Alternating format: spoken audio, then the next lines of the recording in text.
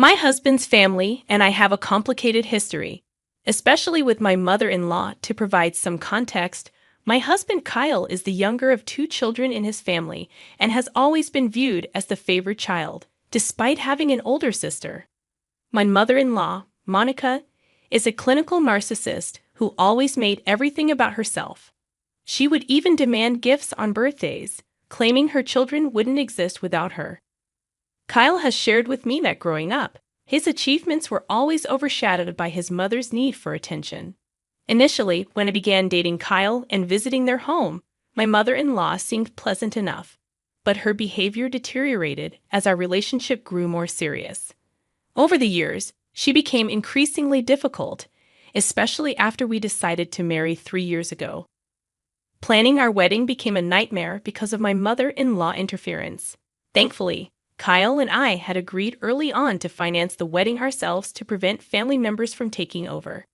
When my mother-in-law tried to change our wedding plans, suggesting alterations to the venue layout, I politely declined her ideas. She complained to Kyle, who tried to mediate and find a compromise, but I insisted that our decisions were final. For our wedding, I envisioned a casual, non-religious celebration with a mismatched bridal party featuring a loose color palette. The only thing I had requested from my mother-in-law and the rest of my bridesmaids was to choose a dress within our color palette and show it to me before purchasing. My mother and the other bridesmaids complied, showing me their choices without issue. However, my mother-in-law never showed me any options despite my repeated requests leading up to the wedding.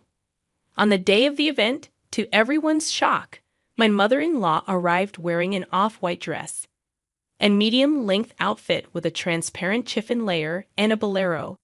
She looked smugly triumphant as she noticed my reaction, which left me in tears. Immediately, my husband intervened and asked her to change or leave. Unfortunately, my father-in-law didn't want to drive her back and ended up arguing with my husband. Eventually, to keep the peace, I reluctantly allowed my mother-in-law to stay in her dress. The situation was incredibly embarrassing for our guests, who were clearly surprised by her attire. Throughout the wedding, I ignored her completely and didn't exchange a single word. My husband, aware of my distress, urged me to let it go, reminding me that no matter what, I was the bride. However, his lack of understanding regarding the inappropriateness of his mother's choice upset me deeply. I eventually forgave her, although she never apologized for her actions. Her narcissism didn't stop there.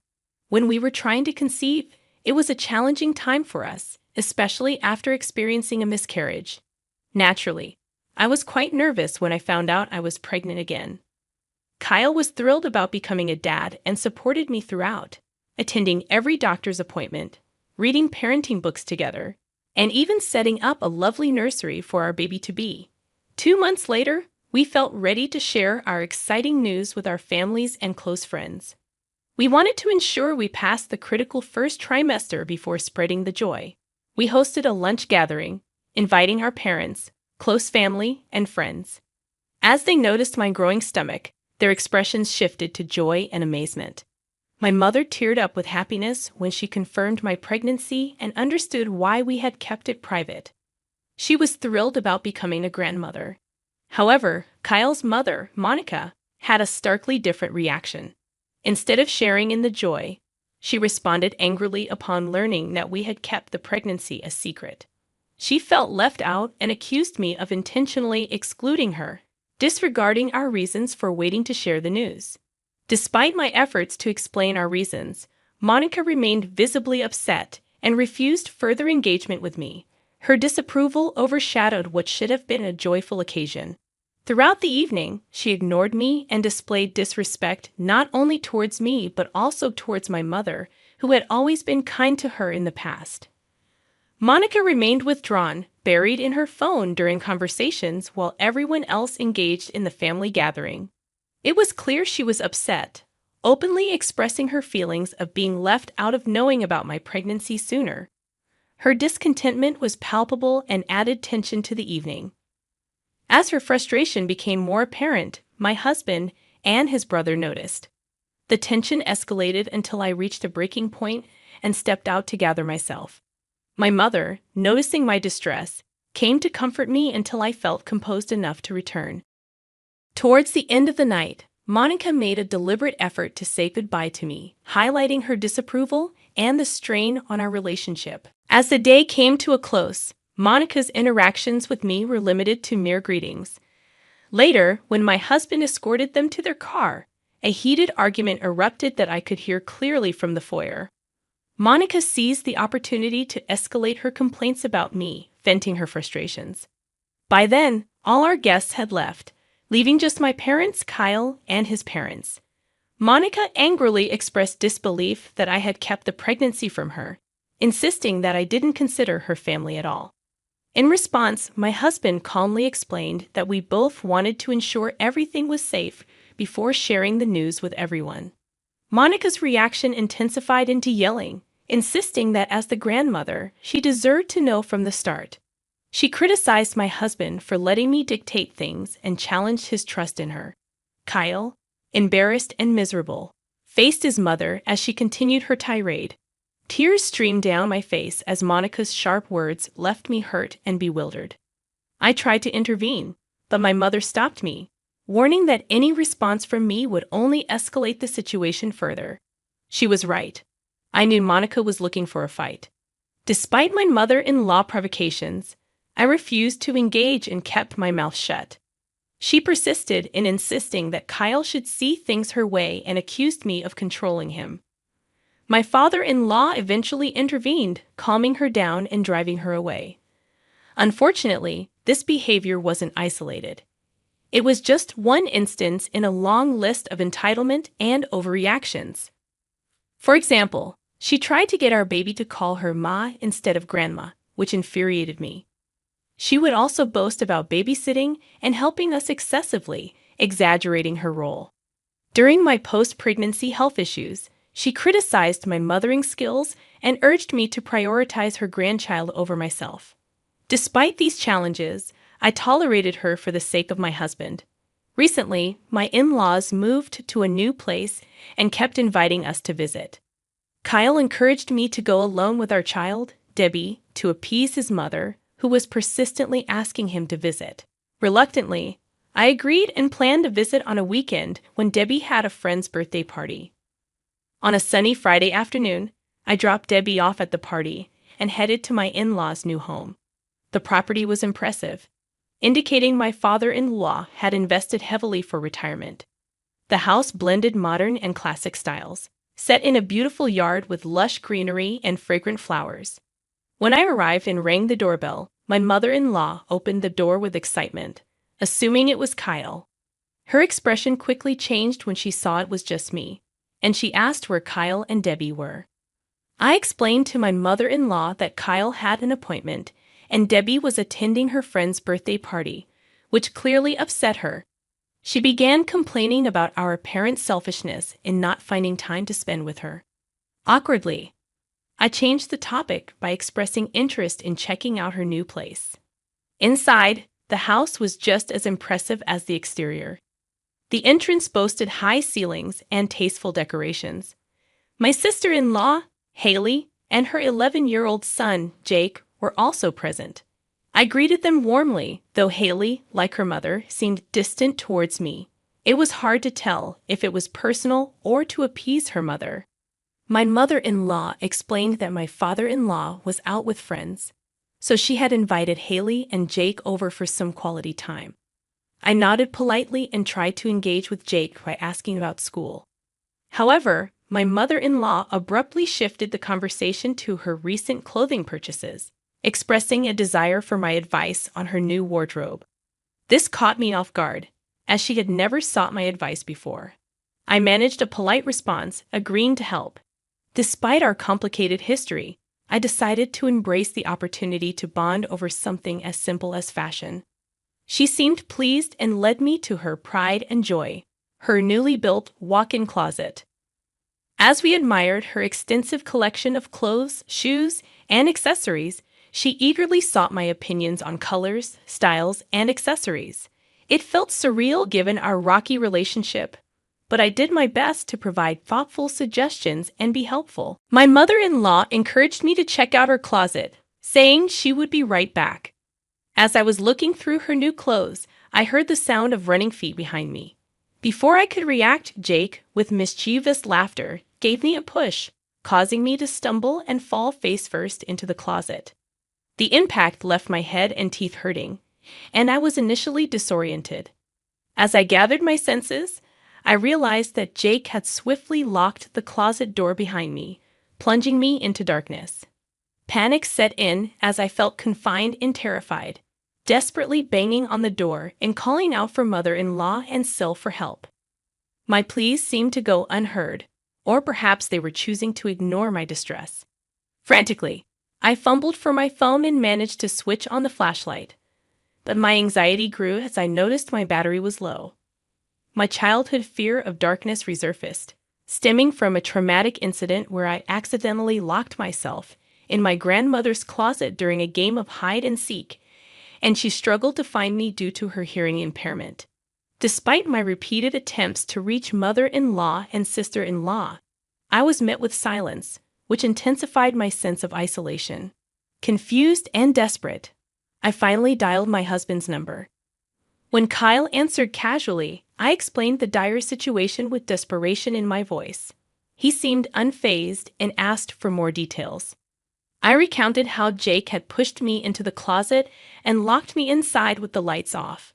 I pleaded for help as I continued to bang on the door. No one had come to rescue me, and my fear of dark spaces was escalating. When I called Kyle for help, hoping for sympathy, he responded coldly, dismissing my distress as non-emergency and instructing me to call his mother instead. Frustrated, I explained that I had already tried calling both his mother and sister multiple times without success. With my phone battery draining rapidly from using the flashlight, I pleaded with Kyle to come over, reminding him of my fear of darkness that he knew well. However, Kyle remained unmoved, stating he was too busy to come and suggesting I find someone else to help. Stunned and increasingly panicked, I continued to bang on the closet door and call out to mother-in-law and sister-in-law, but their phones remained silent. Feeling trapped and helpless, I reluctantly dialed my father-in-law, Phil, the only person left I could reach out to. Despite knowing he had been out with friends, I hoped he would answer. He picked up, and I nervously explained the situation, disclosing that Jake had locked me in the closet. Despite my attempts to reach out for help, no one was responding. When I finally managed to contact Phil, he assured me he would rush home and was surprised that neither mother-in-law nor sister-in-law had heard my calls all this time. After what felt like an eternity, I heard voices outside, Phil yelling instructions to unlock the closet door. Relief washed over me as I realized help was finally arriving. The door creaked open, flooding the dark space with light. Phil and Sil stood there, their faces a mix of concern and frustration. I emerged from the closet feeling disoriented, but immensely grateful to be free from that confined space. Phil demanded an explanation from mother-in-law about why I had been locked in her closet. Mother-in-law feigned innocence, but I recounted the incident, explaining how Jake had pushed me in and locked the door. To my dismay, both mother-in-law and sister-in-law scoffed at my account, dismissing it entirely and claiming Jake would never do such a thing. Frustrated and angry, I demanded to know why they hadn't responded to my calls or banging on the door. Their excuse was that they were in the backyard, with mother-in-law showing off her new rose garden to Haley and Jake. I turned my anger towards Jake, questioning him directly about why he had locked me inside. Sil interrupted, vehemently defending her son and accusing me of fabricating the story. Their blatant lies left me feeling overwhelmed with frustration and disbelief, especially as it didn't explain how the lights had been turned off. Phil attempted to calm me down, but I knew that mother-in-law and sister-in-law would continue to defend each other regardless of what I said. Defeated and hurt, I realized that the situation was unlikely to be resolved to my satisfaction. When I returned home, still trembling with shock, I called my mother to apologize for not picking up Debbie and explained she might need to stay at their place for the night. I was too shaken to explain what had happened just yet. Waiting for my husband to return, I anticipated confronting him about his family's actions. During dinner, I recounted the incident to my husband, hoping for understanding. Instead, he berated me, accusing me of overreacting and being childish. He dismissed my concerns, refusing to believe that his family would intentionally mistreat me. Gaslighting me, he justified why he couldn't come to help, making me doubt myself. To avoid further conflict, I retreated to bed, feeling profoundly lonely and misunderstood. The weight of the incident lingered heavily, compounded by the dismissiveness from my husband. The next day, while grappling with the emotional aftermath, I received a TikTok link from my cousin. Horrified, I watched the video showing my nephew, Jake, recording the incident and shamelessly sharing it as a prank on TikTok. Seeing Jake's laughter enraged me, and I shared the video in our family chat, demanding apologies now that I had proof. Mother-in-law brushed off the seriousness, claiming it was funny, and sister-in-law echoed her sentiments, dismissing it as a harmless prank. Frustrated, I warned them that if Jake didn't remove the video, I would take legal action. Mother-in-law dismissive response and lack of empathy pushed me over the edge. Frustrated and determined to make them understand the seriousness of the situation, I took action. I immediately called the police, providing them with the TikTok video as evidence. Recognizing the gravity of the situation, the police agreed to visit sister-in-law and question her about her 11-year-old child having a TikTok account and posting such prank videos. Sil called me angrily, questioning my audacity for filing a complaint against her. I stood my ground, informing her that I was prepared to take legal action. When she continued to yell, I calmly mentioned that I was recording the conversation and would share it with my lawyer. This silenced her, highlighting the severity of the situation. I felt a sense of justice in teaching my husband's family a lesson for their actions, ensuring they understood the consequences of locking me inside a closet for over an hour. Update 1. In just a few hours, I've received thousands of comments, and I'm grateful that the majority understand why I involved the police. My in-laws have been calling me repeatedly, urging me to withdraw my statement to the police. As of now, no official case has been filed since my nephew is still a child, and the police are investigating to determine the appropriate course of action. When my husband returned from work, he erupted upon learning about the situation. He had tried calling me during the day, but was unable to reach me due to my involvement with the police. Kyle believes that my actions have irreparably damaged the family and insists that I am overreacting to what he views as harmless behavior from Jake, citing his age as justification for not punishing him. I've discussed this with my parents and my sister, all of whom are shocked by the lack of response from my husband and his family, especially given my fear of dark spaces. My dad had a serious conversation with my husband, emphasizing that if I had called for help while trapped in the closet, it was his responsibility to either come to my aid or immediately involve his parents to get me out. The fact that he did neither is troubling to me and my family. Update 2. It's been a week since my last update, and there has been a significant development. Sister-in-law husband, Vic, who was out of town, returned and learned about the incident between me and Jake. He was furious and immediately demanded that Jake take down the video and apologize to me in person. Vic visited me to discuss the situation further. When Vic arrived at our place with Jake, the atmosphere was tense. Jake looked remorseful, as if he had been severely scolded. Vic gave him a stern look, and Jake promptly apologized to me. During our conversation, Jake revealed that while he did push me into the closet, he felt pressured by mother-in-law. He explained that he used to share prank videos with mother-in-law, and when he expressed hesitation about trying them on family members, mother-in-law encouraged him by suggesting I wasn't technically family since I was just married to my husband. This appalling revelation shocked me. Vic asked Jake if he was being truthful, emphasizing the seriousness of the accusation. Jake broke down in tears, inviting us to check his phone, where we found conversations confirming mother-in-law encouragement of these actions. After saving the screenshots to my phone, I advised Jake strongly against following mother-in-law suggestions, emphasizing that it was inappropriate and wrong. Jake nodded solemnly, and Vic expressed his dismay, acknowledging how sickening the situation was and reconsidering allowing his child to be around mother-in-law. Understanding Vic's concerns, I assured him that I would discuss the matter with my lawyer and the police. However, I emphasized that I would retract my statement on the condition that Jake never uploaded the video again or retained a copy of it. Jake confirmed that he had deleted the video and no longer had a copy. Since my conversation with Vic and Jake, I've begun to question my entire relationship with mother-in-law. It's now clear that she orchestrated the incident and encouraged a child to act on her behalf, which is deeply troubling. I cannot allow myself to be around someone who harbors such animosity towards me and is willing to go to such lengths. Moving forward, I am committed to protecting myself and ensuring that mother-in-law actions do not go unchecked. Update 3. Hello everyone. It's been 4 months since my last update. I've moved out of my husband's place and am currently staying with my parents. As previously updated, my mother-in-law was indeed behind everything.